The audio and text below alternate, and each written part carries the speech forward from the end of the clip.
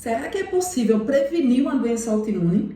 Sou Rafaela Rodrigues, sou nutricionista, especialista em doenças autoimunes e fica aqui comigo que a gente vai conversar um pouquinho sobre essa questão de prevenir doenças autoimunes.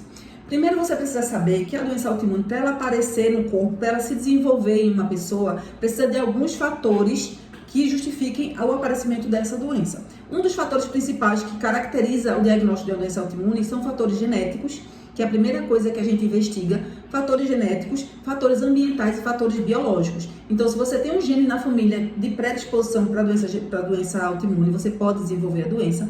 Fatores ambientais, contaminação de metais pesados, por exemplo, e fatores biológicos, contaminação por vírus e bactérias pode gatilhar, pode ativar um processo de doença autoimune. Pensando nesses três contextos, é possível sim que a gente consiga evitar, consiga prevenir que essa pessoa que já tem esses gatilhos, que já tem essa probabilidade de desenvolver uma doença autoimune, ela não venha a desenvolver de fato a doença. Essa doença não venha a despertar dentro do organismo dela. Então, para que a gente consiga fazer essa prevenção, evitar que esses marcadores imunológicos que você já tem não desenvolva como doenças autoimunes, a gente tem que trabalhar toda a prevenção, todo o tratamento da tua saúde, pensando na possibilidade de que você já tenha uma predisposição para desenvolver a doença. Tá? Então, a primeira coisa que a gente precisa cuidar é da parte intestinal.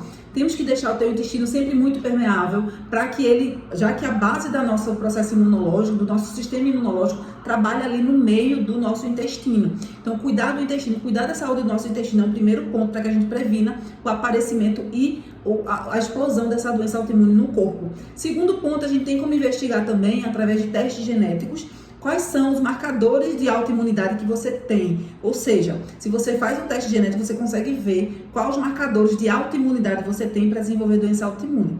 Quando você tem marcadores de autoimunidade, não quer dizer que você já tenha a doença autoimune instalada. Você tem marcadores que podem fazer com que você desenvolva algumas doenças específicas.